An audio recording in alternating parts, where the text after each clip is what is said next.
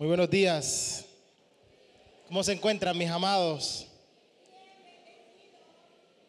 Que el Señor les continúe bendiciendo en el día que Él hizo, para que nosotros nos gocemos y nos alegremos en Él. Amén.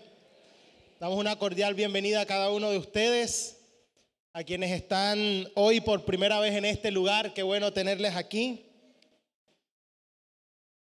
Y qué bueno que juntos hemos adorado y exaltado el nombre de Dios para ahora ser edificados a través de su palabra. Amén. ¿Cuántos apasionados por la palabra de Dios hay aquí en este lugar? Nuestro deseo genuino es poder vivirlo. Es más que una simple confesión religiosa. ¿Cuántas religiones cree usted que existen? Todos lo contestan. Me hace una pregunta y la respuesta siempre es ¿cuántos sermones ha escuchado? ¿Cuántas religiones cree usted que existen? De un número. Muchas son ¿qué? 500, 1000. Hay una cuenta de qué cuenta y qué no cuenta como religión, pero se cree que está en el orden de los 4000, 4500 confesiones religiosas. Y se cree que el origen de la palabra religión, lo que significa la palabra religión, a mí en lo personal la palabra me choca un poco, pero lo que se cree que significa la palabra religión es religar, volver a unir algo que se quebró. Algo está roto y el intento de volver a unir lo que se rompió, ese religar, esa reunión, es lo que se conoce como religión. Es decir, parece ser que el ser humano sabe que algo con Dios se desconectó y lo que ahora intenta es volver a lograr esa conexión. El asunto es que todas menos una confesión religiosa lo que propone es el intento humano para que esa relación se vuelva a dar. Es decir, cada una va a tener una propuesta en decir, mira, para volver a unir, para volver a conectar, para volver a tener comunicación y relación, lo que hay que hacer es, y viene la lista de requisitos de lo que hay que hacer. Y en esa lista, como es una lista de carácter humano, cabe cualquier cosa que a usted se le ocurra. No hagas esto, no hagas esto, no hagas esto, haz esto. Desde no tomar café hasta cualquier cosa relacionada con la ropa, con hacer, con cualquier tipo de sacrificio, etcétera. ¿Por qué el cristianismo es diferente? El cristianismo es distinto porque es la única propuesta donde no es el hombre intentando recuperar esa relación con Dios. La iniciativa no es humana. El cristianismo es distinto porque es la iniciativa de Dios. No es el hombre buscando a Dios, es Dios buscando al hombre. Y en un mundo donde los hombres quieren ser dioses, el cristianismo es la propuesta del Dios que se hace hombre para venir a buscarnos y reconciliarnos con Él. Esa propuesta es única y eso lo hace especial. Pero en este enjambre de propuestas religiosas siempre surge una pregunta. ¿Y cuál es la religión verdadera? A ver, ¿quién tiene? ¿A usted alguna vez le han hecho esta pregunta? ¿Y quién tiene la razón? ¿Cómo sé yo cuál es la razón? Y mucha gente piensa de que la Biblia no tiene una respuesta para eso. Y si la tiene, hay aspectos de la Biblia o palabras o signos a los que yo le presto mucha atención. Cada vez que hay una palabra pero en la Biblia, a mí me admira mucho. Yo estoy pendiente ese pero que va a decir. Pero hay un signo al que yo también le presto mucha atención y es cada vez que aparecen dos puntos, porque lo que viene es una definición. Y esta es la voluntad de Dios, 2 puntos. Lo que sigue después, agárrese. Cada vez que usted vea 2 puntos, prepárese. Y nuestro texto de hoy da una definición. Yo titulé este mensaje verdadera religión, porque nos va a dar una definición después de dar 2 puntos de cuál es la verdadera religión y qué es lo que marca la diferencia. Y está profundamente conectada con la palabra de Dios. Es decir, de los 4,000 intentos o propuestas religiosas, pongamos que hay 3,999 que dicen, estos son los parámetros, y quien dicta los parámetros es el hombre. Pero la propuesta real de la Biblia es que es Dios quien determina cuáles son los términos. No son humanos, es Dios quien determina. Así que esto de hablar de una verdadera y pura religión está en completa relación con la palabra de Dios, con lo que Dios ha dicho, porque es Dios quien determina los términos. Entonces, cuando nosotros hemos dispuesto nuestro corazón para oírla, para recibir la palabra de Dios, ahora estamos dispuestos a obedecerla, en ponerla por práctica, como hemos visto a lo largo de estos domingos. Ahora que nosotros no solo hemos escuchado, sino que no queremos ser oidores olvidadizos, sino hacedores de la palabra. Amén. Tiene una implicación final, y es que vivimos completamente en relación con la palabra, y es que Dios quiere hacernos perfectos y cabales. Es la propuesta de Santiago. Dios está perfeccionando nuestra vida, y el instrumento que Dios va a usar para hacernos perfectos es su perfecta ley. Amén. La perfecta ley de Dios, ahí concluimos el domingo pasado, es perfecta porque nos hace verdaderamente libres. Es decir, que una religión que ata en no hagas, no uses, no toques, no es verdaderamente libre. Por lo tanto, no desciende de la perfecta ley y tiene que ser revisada. Porque la perfecta ley, es la propuesta de Santiago, nos hace libres, es la libertad. Y esta perfección, el hacernos perfectos y cabales, que es el propósito de Dios, ahora se va a ver en la práctica de la verdadera devoción a Dios. ¿Cómo se vive esto en la realidad? De que yo no soy un oidor olvidadizo, de que yo soy alguien que realmente ha recibido la palabra con mansedumbre, con humildad, de que realmente esa palabra está impresa en mi corazón. Ya no es un asunto de qué no puedo hacer. Es que esta palabra ha transformado tanto mi vida y mi corazón, que ya yo no me ando preguntando qué no puedo hacer, sino todo lo contrario. Yo ahora me pregunto qué tengo que hacer para agradar a mi Señor.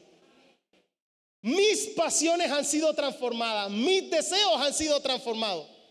Todo aquel que anda preguntando, vea que entonces qué no puedo hacer, lo que está interesado es en un rito religioso y quiere una listica para ver si cumple o no, y dice, no, yo hago eso, yo eso no lo... Ahora nuestra vida está volcada a que nuestros propios deseos están sometidos a la voluntad de Dios. Ya no actuamos conforme a nuestros propios deseos, sino que conocemos la voluntad de Dios y cada uno de nuestros deseos son sometidos a su voluntad. ¿Me estoy haciendo entender? Esa es la diferencia. Ahora nuestras pasiones han sido transformadas. Escúcheme bien. Yo sé que a usted, al igual que a mí, alguna vez le han dicho, vamos a hacer tal cosa. Usted dice, no. Usted dice, ¿qué? No te dejan. Desde que te metiste evangélico, no te dejan. ¿Qué responde usted a eso? La respuesta correcta según la Biblia es, no es que te diga, sí, no me dejan, estoy aquí aguantado. Estoy con unas ganas, pero estoy aquí aguantado. No. La respuesta correcta de la Biblia es que esta verdad ha transformado a tal punto mi corazón que la respuesta es, no me interesa. O sea, no deseo hacerlo porque mis pasiones han sido transformadas. No es un asunto de qué puedo o qué no puedo, es que quiero, que ahora mis deseos son otros. Ahora mi anhelo, ahorita cantábamos ese hermoso coro que dice, yo quiero ser un adorador que siempre busca lo tuyo, que siempre quiere agradarte. Por lo tanto, tu propuesta no me interesa. No es un asunto de si me dejan o no me dejan. No es un asunto de que estoy aquí aguantado. Sí, o sea, estoy aquí en mi casa, pero mi corazón está en otro lado. Está allá. No. Es que ahora mis deseos, mis pasiones han sido transformados. ¿Me estoy haciendo entender? Ahí está la clave de la verdadera transformación. Ahí está la clave de la verdadera santidad. Y miren cómo va a decir nuestro texto en Santiago hoy. Ubíquese por favor en Santiago capítulo 1, verso 26. Y vamos a leer dos versos, 26 y 27.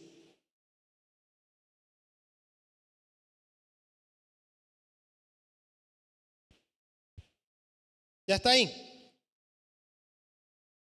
Bueno, y abróchese el cinturón de seguridad. Si alguno se cree, ¿qué? Religioso entre vosotros y no refrena su lengua, sino que engaña su corazón, la religión del tal es vana. La religión pura y sin mácula delante de Dios el Padre es esta: 2 puntos. Visitar a los huérfanos y a las viudas en sus tribulaciones y guardarse sin mancha del mundo. Esto se va a poner buenísimo. Porque el hombre es un ser religioso por naturaleza. El hombre siempre está buscando de qué manera hacer para ganar algo más en el favor de Dios. Y por eso le decía que la propuesta del cristianismo es única. Porque la propuesta del cristianismo dice que no hay nada que tú y yo podamos hacer para ganarnos el favor de Dios. Y que nuestra mayor obra de justicia delante de Dios es como un trapo de inmundicia. Es decir, aquello que tú consideras más justo, aquello que tú consideras mejor, me las eché con esto. Tú no sabes lo que yo hice en diciembre. Tu mayor obra de justicia es como un trapo de inmundicia. Está muy lejos de la santidad y de la justicia de Dios. Y por cuanto el abismo que nos separaba era tan grande, Dios mismo tuvo que venir a buscarnos. Y por eso el mensaje anunciado por Juan el Bautista, que después retoma Jesús, inicia de la misma forma: el reino de los cielos se ha acercado, el reino ha venido a ustedes. Entonces arrepiéntete y cree en el evangelio. Fue el reino el que te vino a buscar. Y el término en español para religión significa todo ese conjunto de creencias, dogmas acerca de la divinidad, todo lo que se hace con relación a la veneración. Pero aparece dentro de todo este versículo nuevamente un tema: el tema del autoengaño. ¿Lo vio? Ahí dice: engañándose a sí mismo, dice el primer versículo, el 26, sino que engaña su propio corazón. Antes, Santiago nos había dicho: quien no responde en obediencia a la palabra de Dios se engaña a sí mismo. Y puede que diga amén en la enseñanza y puede que haga con la cabeza, pero si la respuesta no es obediencia, solo se engaña a sí mismo. Y ahora está diciendo que si él cree que es religioso, pero si hay cosas que en su vida práctica no se notan, también está autoengañado. Se engaña a sí mismo, es engañado por su propio corazón, es autoengaño. Parece estar diciendo: todo aquel que la palabra de Dios pasa de sus oídos a su boca sin pasar por su corazón, se autoengaña. Usted ha escuchado gente que la palabra le pasa, no es que le entra por un oído y le sale por el otro, no. Le entra por los dos oídos, pero enseguida le pasa a la boca. Y lo predica y lo dice y el sermón se acuerda. Mira, hoy hablamos de la verdadera religión y ping, ping, ping. Pero su conducta es algo completamente distinto. A algunos la palabra de Dios le pasa de los oídos al muro de Facebook o al estado del WhatsApp, pero no pasa a su corazón. Y lo que Santiago quiere contrarrestar es ahora aquel que parece ser que la palabra le pasa del oído a la lengua sin pasar por el corazón y es puro bla, bla, bla. Un hacedor de la palabra no es alguien que simplemente participa de una actividad religiosa. Es decir, un hacedor de la palabra no es alguien que simplemente viene a la iglesia y dice: no, ya yo cumplí. Si cuando usted sale de este lugar, algo en su corazón le dice: cumpliste. Y te fue mejor que un poco hermano que se quedaron hoy durmiendo. Tú por lo menos viniste. Y entonces hay como esa sensación de orgullo, ¿no? Vine. A pesar de todo, yo esta mañana me espiché y a pesar de eso vine, aquí estoy. A veces no tengo ganas de venir al servicio, luego me acuerdo que soy el pastor y se me pasa.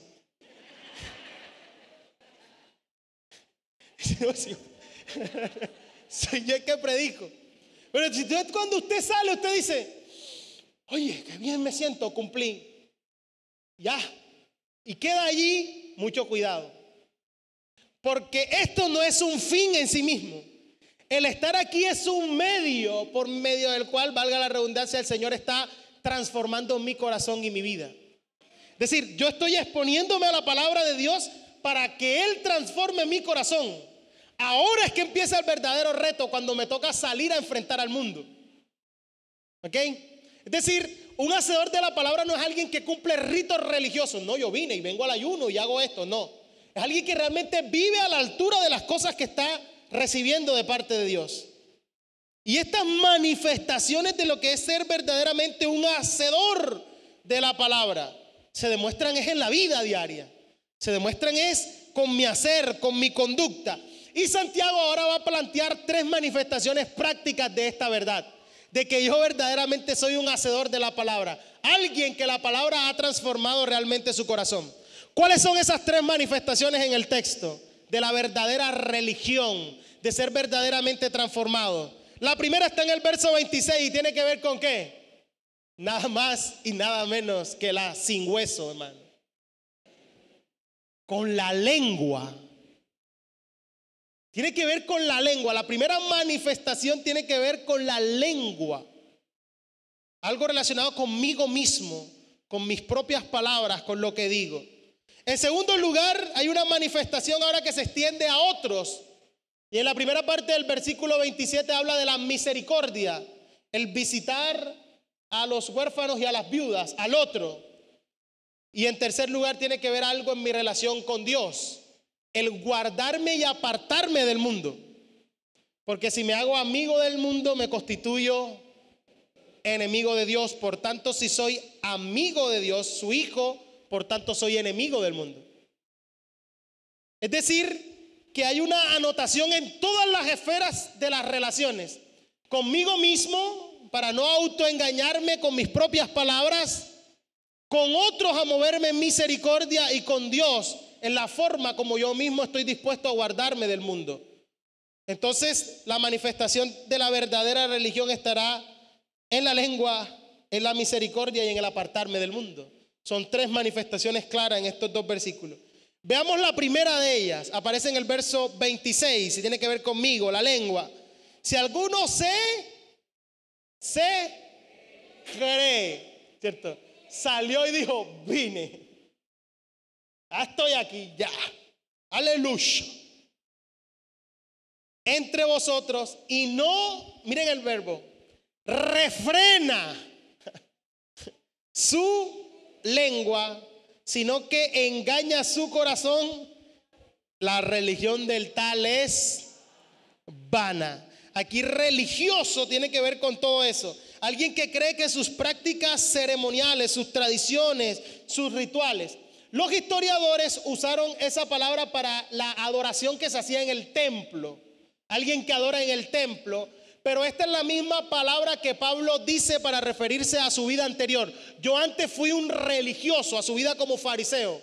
Yo antes fui una persona enfocada en las tradiciones. Porque la palabra que el Nuevo Testamento usa para verdadera adoración es otra, no es esta. La palabra que el Nuevo Testamento usa para adoración es sinónimo de piedad y es sinónimo de santidad, no de un conjunto de ritos religiosos. La palabra en griego para la verdadera adoración es eusebia. ¿Ok? O sea que Eusebio, su nombre es algo así como el verdadero adorador, santo, como el piadoso. Cualquier actividad que nosotros realicemos, cualquier cosa que no tenga la motivación correcta es vana. Es decir, usted puede leer la Biblia con la motivación incorrecta. Amén. Usted se puede levantar y cuando se da cuenta que va a salir puede acordarse y dice, no he leído la Biblia y si no la leo me atracan. Mira, como salga sin orar, me atracan, me llevo en la buceta. Y puede volverse corriendo y puede abrir el Salmo 117 que está cortitico. Dice, aquí voy, busco un salmo cortitico y ya cumplí, Padre, te doy gracias por este día, en nombre de Jesús, amén, y allá voy. Y cuando da el paso a su corazón le dice, cumpliste. Ya oraste y leíste la palabra con la motivación incorrecta. Eso que estás haciendo es vano. Amén. Usted puede venir un domingo con la motivación incorrecta, sentarse y estar las 2 horas del culto y que ese tiempo sea vano por hacerlo por la motivación incorrecta. Usted puede dar una ofrenda con la motivación incorrecta y ser vana. Amén. No es un asunto de la acción, sino que Jesús dejó claro que detrás de la acción para Dios es importante qué te ha motivado a hacerlo. Oíste que fue dicho, no adulterarás. Tú dices, sí, yo no he adulterado, que yo recuerde no. Pero yo os digo, decía Jesús, que cualquiera que mira a una mujer y la codicia en su corazón, ya adulteró con ella. No es un asunto de la acción, es que sin que te hayas acostado con otra mujer, tienes un corazón adúltero. Que no lo has hecho porque no has tenido oportunidad. No es un asunto, oíste que fue dicho, no matarás. Dice que yo recuerde, yo no he matado a nadie. Eso espero. Pero cualquiera que se enoja contra su hermano y le dice fatuo, necio, tiene un corazón homicida. Algunos no han matado porque no han tenido la oportunidad, pero algunos en su corazón han matado a más de 2 o 3. Y Señor, ¿te lo llevas o te lo mando? Algunos han matado al cónyuge 2 o 3 veces. Y a veces lo ven dormidito hacia el lado y dicen, y te imaginas lo que se me pasa por la mente. Porque el problema real está en el corazón del hombre. Y tiene que el Señor transformar nuestro propio corazón y tiene Dios que transformar nuestros propios deseos para que cada una de nuestras acciones salga con la motivación correcta y no sea vano. Cuando yo hago algo, es decir, cuando abro la palabra, lo abro porque es mi deleite escuchar la voz de Dios, no por cumplir un rito religioso. Cuando yo oro, lo hago porque es un deleite estar en comunión con el Señor y no porque si no lo hago me atracan. Entonces tengo que cumplirle a Dios porque si no se pone rabioso. No. No he escuchado nunca a las abuelas decir, ven acá, te atracaron, sí, y oraste esta mañana. No, si Dios llevara el inventario, este no oró. No. Cada una de nuestras acciones, y yo siempre pongo este ejemplo. ¿Usted se imagina que usted, cónyuge, amado esposo, llegara a su casa con un ramo de flores y se lo entregara a su esposa? Le dijera, mira, aquí está. Ay, divino, ¿y por qué me lo trae? Hoy es el día de la mujer. Y resulta que si no te doy nada, después andas diciendo a tu amiga que yo nunca te regalo nada. Y entonces después me boleteas en Facebook. Todas tus amigas recibieron regalo y tú no. Entonces coge, porque después quedó mal soy yo. Toma las flores. Mira, se las ponen de sombrero, hermano. Por lo menos mi esposa me la pondría de sombrero. Diferente es llegar con una flor, una sola, y decir, mi amor, mira, hey, porque no es un día especial ni nada, simplemente te la traje a ti. Porque la vi, no me resistía a tu belleza. Esta flor palidece delante de tu hermosura. No se compara contigo, mi vida, pero mira, aquí está. Una sola. ¿Qué se recibe mejor? ¿El ramo completo o esa flor? Porque el asunto no es la acción en sí mismo, sino aquello que está moviendo, está motivando la acción. Y si con usted y conmigo es así, ¿por qué cree usted que con Dios va a ser distinto? Entonces hay gente que cree que Dios le tiene sueldo embargado. Entonces anda cambiando billetes y dice, no, pasa es que tengo que entregarle al Señor 355.950. Cámbiame esta moneda de 100 por 2 de 50. ¿Ve? Y lo que está haciendo no es más que un legalismo religioso. Amén. ¿Cuál es el estándar en el Nuevo Testamento para dar entonces? Cada uno dé como propuso en su corazón. No por tristeza, no por necesidad, no porque si te doy esto tú me vas a mi hermano, búsquese una pirámide. Con Dios no funciona así. Yo te digo que te voy a dar 10,000 para que tú me des. No, ve que no tenía para la luz. ¿Ya? No necesita eso. Es decir, hacerlo con la motivación incorrecta es un rito religioso. Y hay gente encerrada en el rito religioso que ha podido dar millones, pero han sido vanos. Es por eso que los fariseos no pueden competir con la ofrenda de la viuda. Esa es la razón por la cual no pueden competir. Y Jesús le dice, ellos dan de lo que les sobra, y es mucho lo que les sobra. Pero esta realmente está demostrando que está confiando en Dios, que depende de Él. Porque en su pobreza está dando todo lo que tenía, todo su sustento. Y es muchísimo menos. Porque realmente la motivación es la importante. Y hoy esto se iba a poner tremendo. Porque mucha gente cree que es cristiana y lo único que practica es ritos religiosos. Oré, check. Leí la Biblia, ok. Canté, sí. Pero en su corazón están lejísimos de Dios. Se vienen a mi mente las palabras del profeta retomadas por Jesús para los fariseos. Este pueblo de labios me honra, pero su corazón está lejos de mí. Porque es importante dónde tenemos el corazón. Si realmente cada una de las cosas que hacemos tiene la motivación correcta y es el reflejo de que mi corazón está siendo transformado. ¿Cuál es el primer reflejo de que mi corazón realmente ha sido transformado? Según el texto, el primer reflejo son mis palabras. Hermano, todo aquel que pone su confianza en cualquier cosa externa terminará mostrando su infidelidad con lo que dice. Porque no tiene el poder interior para refrenar su lengua, y quien no refrena su lengua es porque no ha refrenado su propio corazón. La confianza de estas personas en estas cosas para pretender agradar a Dios es vana. Y aquí refrenar es un verbo muy duro. Refrenar la lengua es un verbo compuesto, es frenar y conducir, es autodominio, es lo que se le pone a las bestias para controlarla.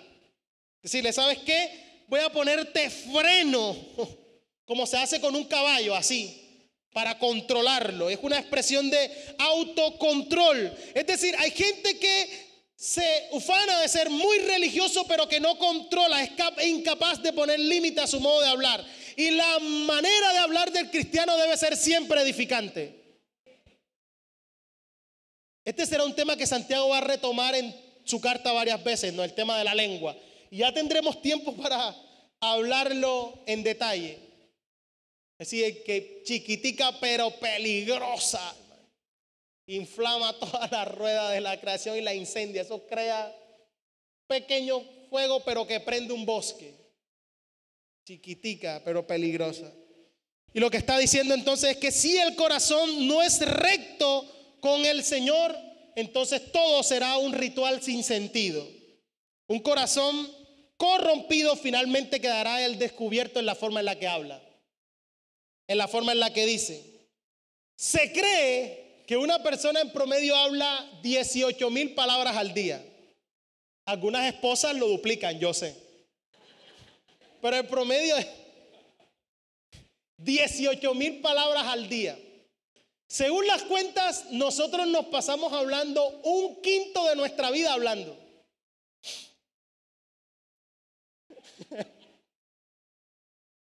Sí, váyate arriba, hay algunos quemados. Yo ya está diciendo, tú hablas la mitad.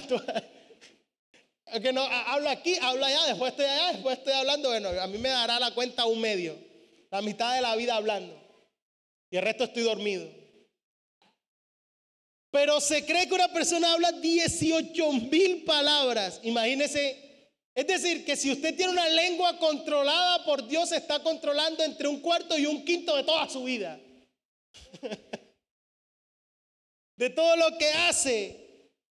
Y por eso es que Jesús confronta tan duro a los líderes religiosos. Y le dice a estos líderes, y dice el texto en Mateo que estos líderes incluso se creían a sí mismos justos.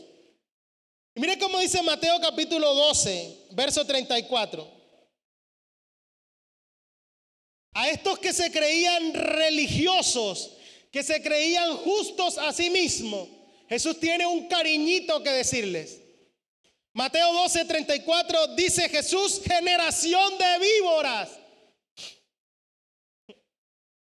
¿Cómo podéis qué? hablar lo bueno siendo malos. Porque de la abundancia del ¿qué? Corazón habla la boca. El hombre bueno del buen tesoro de su corazón saca buenas cosas, y el hombre malo del mal tesoro saca malas cosas. Mas yo os digo, de toda palabra ociosa que hablen los hombres, de ella darán cuenta en el día del juicio, porque por tus palabras serás justificado y por tus palabras serás condenado. Es decir, si lo que oímos no transforma el corazón, tarde o temprano por mi boca se va a terminar reflejando. En lo que digo, si no controlo mi forma de hablar, ¿para qué uso mi lengua? Eso quiere decir que una medida de qué tanto estoy creciendo espiritualmente no es hablar en lengua, sino saber usar la única que tengo.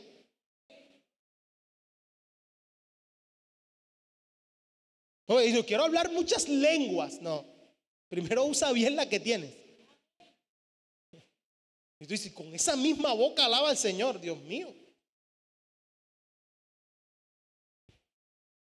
Porque si no, es autoengaño. Y dice, te dejas engañar, te dejas seducir por tu propio corazón.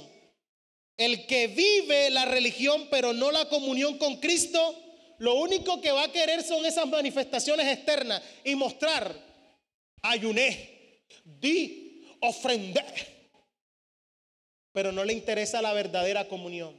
En la verdadera comunión con Dios, nuestro corazón es transformado. Y Jesús le tiene que decir, generación de víboras. Va a decirle, ustedes están interesados en un rito religioso, pero su corazón está muy lejos de Dios.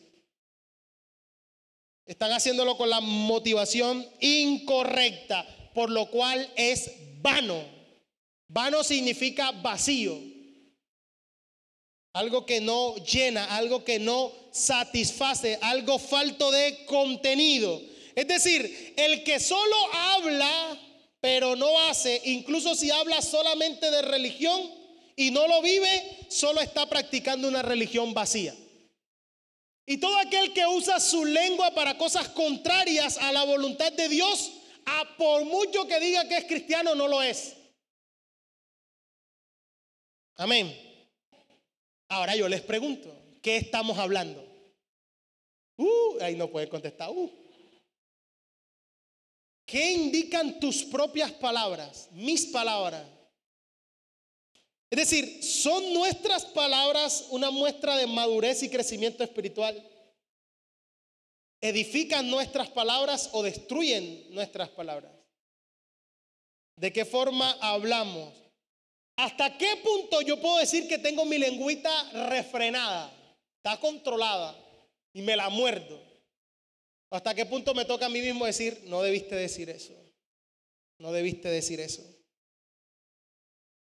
Si comparas la forma en la que hablabas antes de conocer al Señor y la forma en la que hablas ahora, hay una diferencia. Y no estoy hablando solo de malas palabras. Porque en nuestro idioma, ¿cierto?, también influyen otras cosas. La entonación, la forma en la que hablamos también transmite. Es decir, no es un asunto, no, yo malas palabras no digo, no, ¿cómo hablas? Es decir, cuando alguien habla contigo, ¿se siente edificado o siente que lo destruiste porque se sintió destrozado? No, es que lo estaba corrigiendo. Bueno, hay que hacerlo con mansedumbre, considerándome yo mismo. ¿Cómo me gustaría a mí que me dijeran las cosas? Poniéndome en el lugar de otro. ¿O es que la palabra pasa del oído a mi boca sin pasar por mi corazón o realmente pasó por mi corazón? Bueno, la primera sección de yo poder decir verdaderamente, yo practico lo que la Biblia llama la verdadera religión, la pura, sin mácula, sin mancha, es la forma en la que hablo.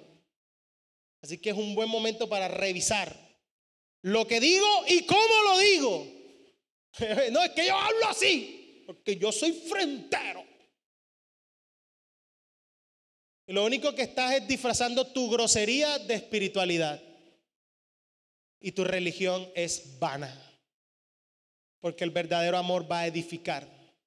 No se trata de un asunto de cómo eres tú y cuál es tu carácter. Se trata de que si el Señor no lo ha transformado es porque esta palabra no ha llegado a tu corazón. Y suena muy bonito en tus labios, pero en tu corazón no está. Porque si hubiese llegado en tu corazón, hubiese transformado tu forma de hablar. Es lo que el texto dice. Amén. Segundo punto. No solo la lengua hacia mí mismo, sino también ahora la esfera del otro. La primera parte del versículo 27 dice: la religión pura y sin mácula delante de Dios el Padre es esta, dos puntos. Visitar a los huérfanos y a las viudas en sus tribulaciones. Es decir, así como yo tengo que estar dispuesto a aplicar la palabra a mí mismo, a mi propio corazón, para que transforme mi corazón y no autoengañarme, ahora tengo que estar dispuesto también a aplicarla en beneficio de otros. Amén. El principio que está aquí es: todo el que padece necesidad, la reacción adecuada es aplicarla con genuino interés por el bienestar de los demás, por el bienestar de aquellos que padecen gran necesidad. Y Santiago coge grupos bien particulares, porque eran los grupos más vulnerables del momento, de la época en la que Santiago escribe. Y dice: la religión pura y sin mácula delante de Dios, que es tu Padre. De Dios tu Padre es servir con amor y compasión. En palabras de Jesús: en esto conocerán que ustedes son mis discípulos. No en los coros que cantan, no en los días que se reúnen, sino en la forma en la que se aman los unos a los otros. En esto el mundo conocerá. Y esto puro, sin mácula, limpio, libre de toda contaminación, es lo que es verdaderamente agradable delante de Dios, quien es nuestro Padre, es lo que Santiago está diciendo. Es decir, la autenticidad de la religión de alguien no está determinada por mis propias normas. Yo creo que no. Santiago está poniendo el estándar, aquello que es agradable delante de Dios el Padre. Lo que a Dios le agrada es esto. El problema es que los líderes religiosos y la religión normalmente antepone otro tipo de requisito. Y por eso tengo que insistir en esto: es que Jesús, sus mayores conflictos lo tiene con líderes religiosos. Hace algún tiempo, cuando estábamos con la red de jóvenes, hicimos una actividad. Y estábamos hablando con unos jóvenes que estaban en ese bohío de aquí frente al CAI de la policía. Y uno de ellos me dijo: no me vengas a hablar, que a mí no me gusta la religión. No hay nada que yo tenga más conflicto y mayor problema que con la religión. Yo le dije: oye, ¿y tú sabes que Jesús tenía exactamente el mismo problema? Entonces me abrió los ojos, me dijo: ¿cómo así? Los mayores conflictos que Jesús tuvo, lo tuvo con líderes religiosos que se creían justos a sí mismos. Me dijo: cuéntame más de eso. Y dije: sí, la única vez que tú vas a ver a Jesús, mejor dicho, volcando mesas, diciendo: han convertido mi casa en cosas, es cuando gente que debería estar acercando a gente a Dios estaba haciendo otra cosa y lo había convertido en su negocio. Fíjate. Y cada vez que Jesús los confronta, les dice términos. Los términos más duros de Jesús no se los dijo a pecadores empedernidos. Para los pecadores siempre estuvo el ofrecimiento de la gracia, pero las palabras más duras, los adjetivos más duros de Jesús fueron para los líderes religiosos. Generación de víbora, sepulcros blanqueados, blanquitos por fuera y llenos de podredumbre por dentro. Duro, hermano. Y en esta confrontación de esta gente que da una apariencia, pero su corazón estaba lejos, decía: Jesús tenía. Lo mío no es la religión, lo de Jesús tampoco. Y tuvimos una conversación allí larguísima. Y yo veo cada texto. Miren lo que hacían los líderes religiosos. Y en esa confrontación que usted debe recordar, Jesús les dice, el mandamiento es honra a tu padre y a tu madre. En Mateo 15. Y resulta que ustedes se inventaron algo, el corbán. Y es que si yo tengo algo, pero digo, esto que tengo es mi ofrenda a Dios, ya no tengo por qué ayudar a mis papás con esa plata. ¿Qué es eso, no? Dice entonces, sí, yo tengo una plata, pero eso es la ofrenda. Entonces esa plata no la puedo usar. Entonces, tus padres pasando necesidad, pero tú quieres cumplir un requisito humano. Y Jesús les dice, así invalidan el mandamiento de Dios por vuestra tradición. Porque se ve más bonito y hay más gente viéndome cuando lo doy públicamente, ¿no? Aquí está mi ofrenda. Aquí voy. A que cuando solamente lo hago con mis papás, que nada más se enteran ellos dos. Entonces, en esto que quieres proyectar, terminas invalidando el mandamiento que es honra a tu padre y a tu madre por simplemente cumplir una tradición humana. Le dice Jesús, hipócritas. Jesús no lo hubiesen invitado a predicar un poco de púlpitos hoy en día. Con ustedes, el maestro Jesús. ¿Sabe cómo sabe la gente? No lo deberían invitar más. Me dijo víbora.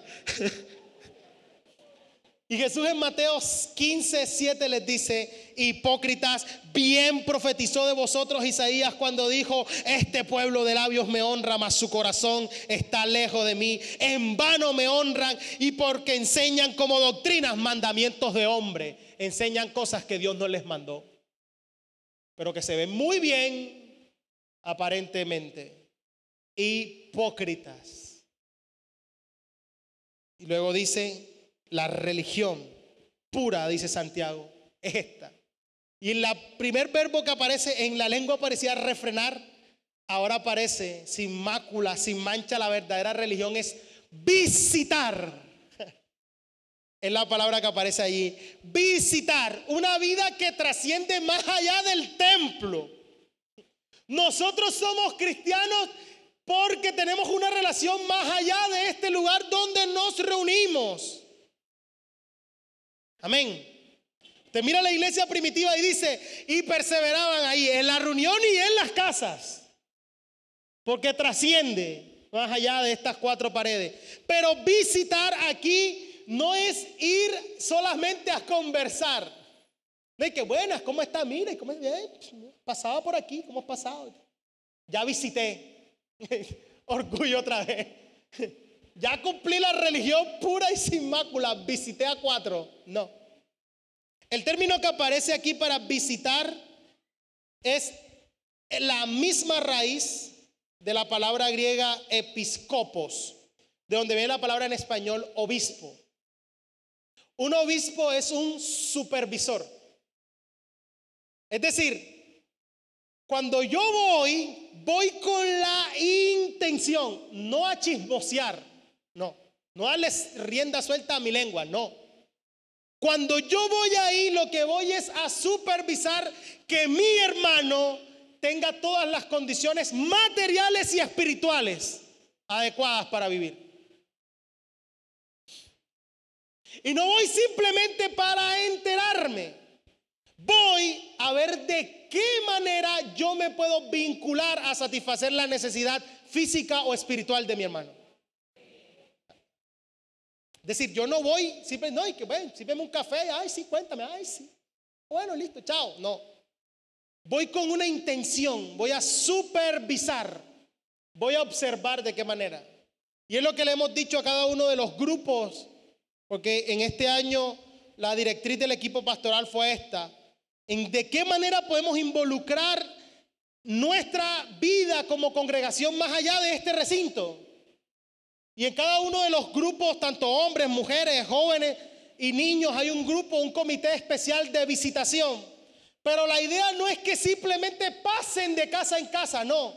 La idea es que cada uno de ellos pueda traer un reporte y decirnos, mira, estuvimos en la casa de este hermano y lo que el Señor está haciendo es maravilloso.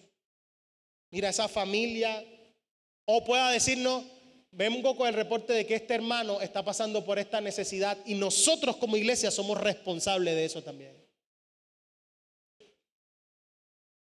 Así que si usted me va a ver en su casa o me invita a su casa algún día, no es que yo esté chismoseando lo que estoy haciendo.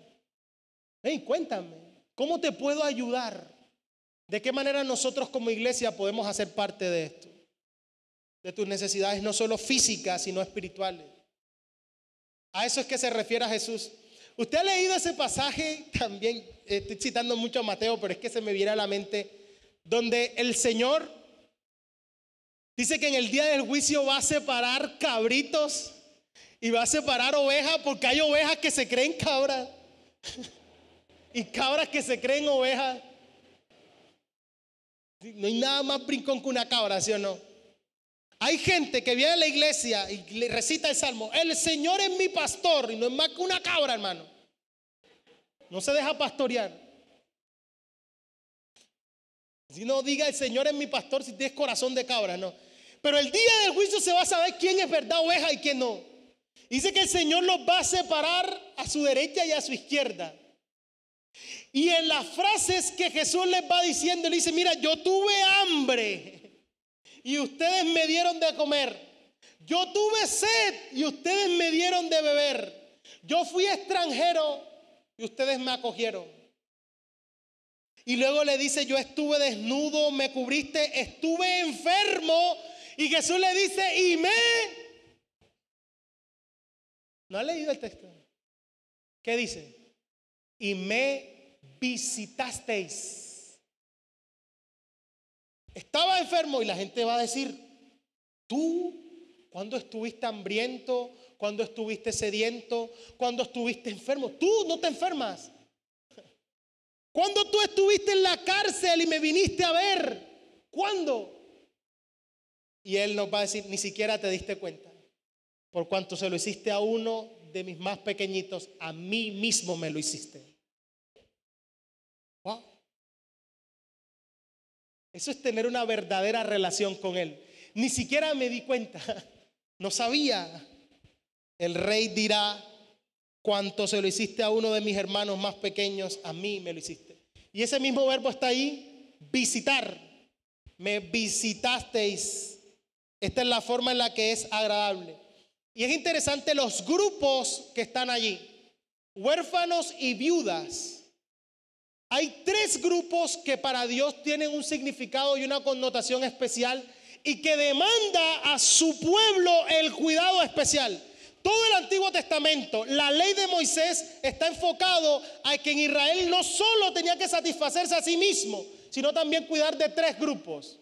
Eran los huérfanos, las viudas y hay un tercer grupo. ¿Cuál es? ¿Quién lo sabe? Los extranjeros. El extranjero. ¿Sabe por qué? Porque esos 3 grupos son los más vulnerables y los más vivos quieren aprovecharse de eso. Jesús les dice a los fariseos nuevamente, ustedes van a devorar las casas de la viuda. Hipócrita. Porque se quieren aprovechar. Nosotros hoy, en medio de la crisis migratoria que tiene nuestro hermano país, la gente que se está aprovechando de aquel que tiene que salir de su nación en condiciones, entonces viene aquí y lo explota el otro más vivo. Por el simple hecho de que es extranjero y necesita. Pero no sabe ni el tremendo lío en que se está metiendo. Porque esos 3 grupos en extrema necesidad son especialmente cuidados por el mismo Dios. En la ley de Moisés se lo repite, en Deuteronomio se lo va a repetir. Mira, no vas a tener simplemente la heredad contigo, sino vas a sacar también para los levitas que no tienen tierra. Y además de que vas a sacar para los levitas, tienes que sacar para el extranjero, para el huérfano y para la viuda que hubiesen tus poblaciones. Y ellos tienen que comer, dice la ley de Moisés. Y además que tienen que comer, tienen que quedar saciados. Es responsabilidad tuya, pueblo de Israel, imagínense. Dice, ¿por qué Dios tiene que decir esto tan categórico? Cuando el profeta Jeremías está parado en la puerta del templo diciendo la palabra del Señor en Jeremías 7. Vienen a este lugar simplemente a decir libre para todos. Estoy seguro porque templo de Jehová es este. No te engañes. Eso fue lo que el Señor mandó al profeta Jeremías. Me dice usted que viniera hoy al servicio y encontrara al hermano Alfonso allá. ¿A qué vienes? No mejores tus caminos para que veas. Así estás, nada más vienes aquí a creer que porque es templo de Jehová ya estás seguro. No la conviertas en una cueva de ladrones. No te conviertas de corazón para que veas. Dice, no voy más para esa iglesia, hermano. Bueno, Jeremías 7 es eso. Es el profeta en la puerta del templo diciendo, mejoren vuestros caminos. ¿Y cómo lo van a mejorar? Dice, deja de oprimir al huérfano, a la viuda y al extranjero. Vuélvete a Dios con todo tu corazón. Haz justicia a tu prójimo. No derrames sangre inocente. Mejora tus caminos. En vez de simplemente querer decir, porque el pueblo decía, hombre, que van a destruir Jerusalén si aquí está el templo. No lo destruyen. Dice, no te engañes. No mejores tus caminos para que veas. Dios tiene cuidado de este grupo. O de estos tres grupos. Es más, el salmista dice que Dios es padre de huérfanos, de viuda y de extranjeros. Dice David, Salmo 68, 5. Si quiere no lo busque y Ronnie nos los pone aquí. Salmo 68, 5 dice, padre ¿de qué? De huérfanos y defensor de... ¿Es quién? Dios en su santa morada. Salmo 146, 9.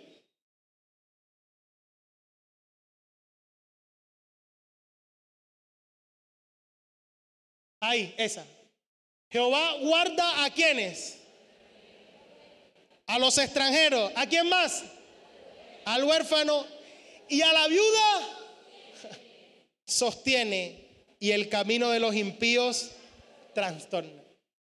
En pocas palabras, estas acciones en favor del necesitado que Santiago está planteando, para el primer lector judío cuando lo vio huérfano, viuda, dijo, son las mismas acciones de Dios.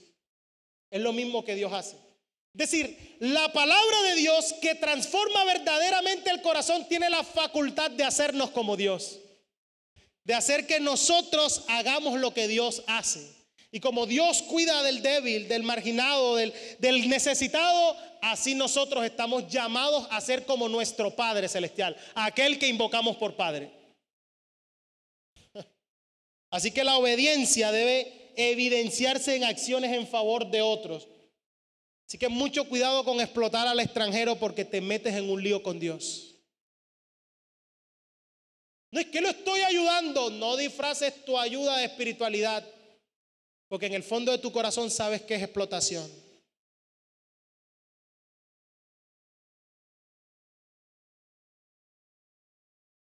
En la forma en la que amamos, en la forma en que nos derramamos en poder satisfacer la necesidad de otros, manifiesto si verdaderamente esto ha transformado mi corazón o no. Y el último punto, y con esto cerramos, que ya lo veo que me abrieron los ojos. Mano, me va a tocar hacer como Saqueo. Ven acá, vamos a otra vez cuenta. Yo te debo esto, mira. Me pongo en cuenta contigo. Porque si no lo hago contigo, me lo va a cobrar Él. El Dios de los ejércitos. Más adelante Santiago vas a decir a los ricos, déjate de retenerle el salario a tu trabajador, porque te lo va a cobrar es Él. Jehová Tsabaot, el defensor de los ejércitos de Israel. Tú verás quién quieres que te cobre.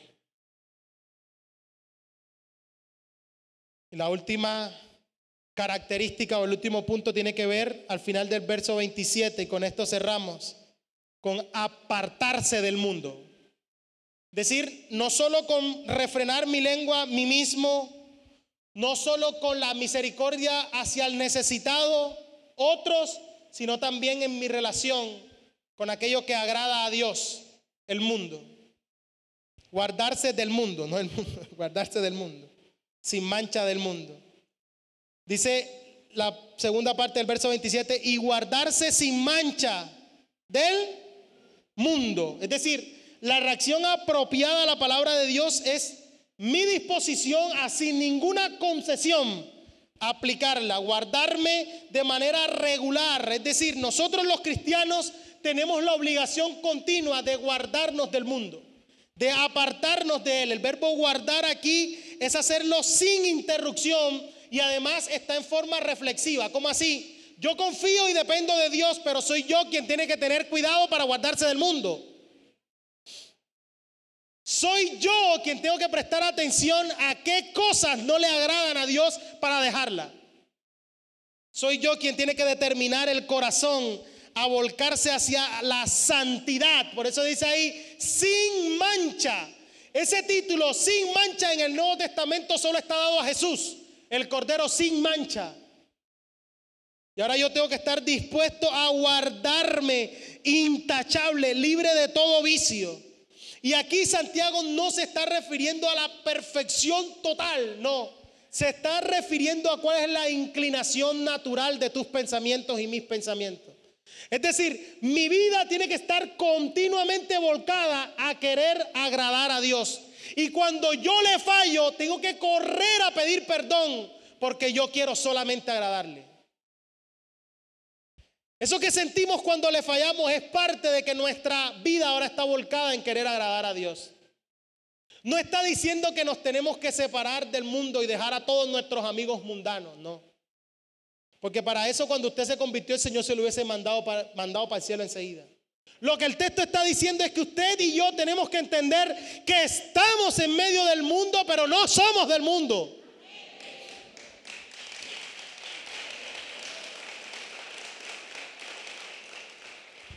Y que estamos en ese lugar para ser la luz del mundo. Que estamos en ese lugar para mostrar que nuestra vida realmente ha sido transformada. Hemos sido guardados del mundo.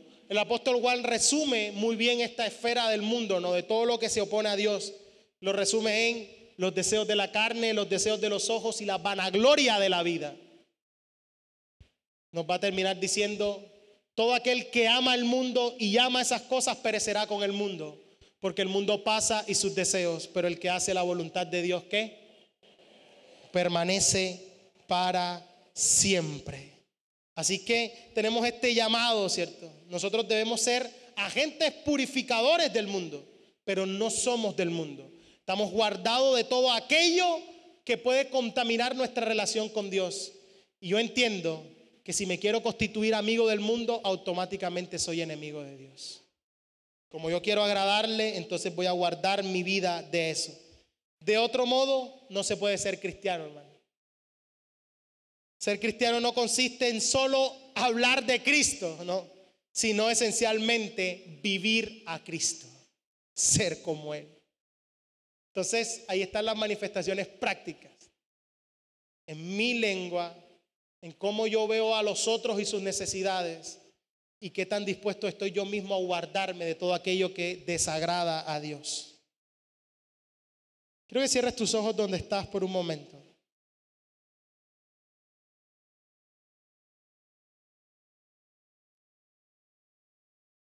Y que ahora juntos meditemos en esta palabra. ¿Hasta qué punto nuestras acciones se convirtieron en un mero legalismo? ¿Hasta qué punto es un verdadero deleite venir a la casa de Dios? ¿Hasta qué punto es un verdadero deleite meditar su palabra? ¿Hasta qué punto es un verdadero deleite, un verdadero anhelo de mi corazón el tener comunión con Él? ¿Cuáles son las motivaciones de mi corazón para hacerlo? ¿Quiero cumplir un rito religioso? ¿Quiero pretender ganarme simplemente el favor de Dios en alguna medida? ¿O realmente yo he entendido que no hay nada que yo pueda hacer para ganarme el favor de Dios, sino que yo soy salvo por medio del glorioso sacrificio de Jesús, por gracia, sin merecerlo, por haber puesto mi fe y mi esperanza en Él? No por algo que yo pueda hacer, sino por algo que Cristo mismo hizo por mí. Y que ahora la obediencia no es más que la respuesta a ese sacrificio. Y que cuando le obedezco realmente estoy entendiendo la magnitud de ese sacrificio en esa cruz.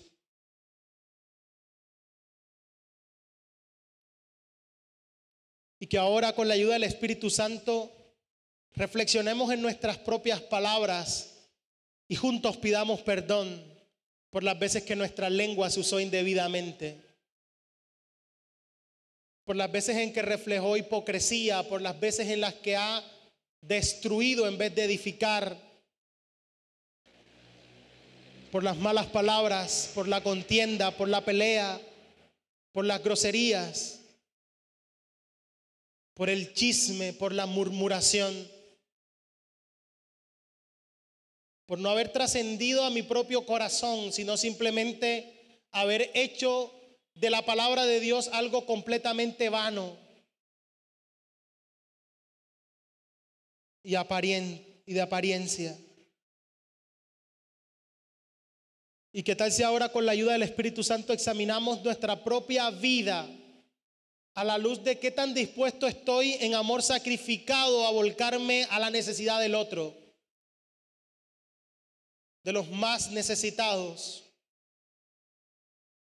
de quien realmente padece necesidad física o espiritual?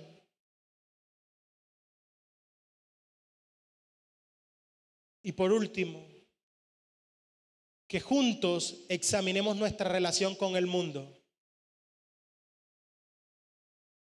En nuestra vida continuamente una muestra de que nos estamos guardando del mundo, o está nuestra vida coqueteando con el mundo. ¿Qué es lo que realmente amamos? Lo que realmente amamos está en el centro de la voluntad de Dios, o lo que realmente amamos y anhelamos se encuentra en el mundo. Porque si aquello que amamos y anhelamos se encuentra en el mundo, nos hemos constituido enemigos de Dios. El mundo pasa y sus deseos, pero el que hace la voluntad de Dios permanece para siempre. Señor, no queremos amar al mundo, queremos hacer tu voluntad.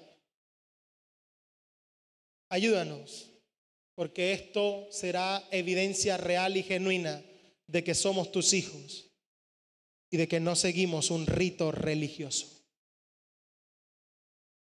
En el nombre de Jesús. Amén y amén.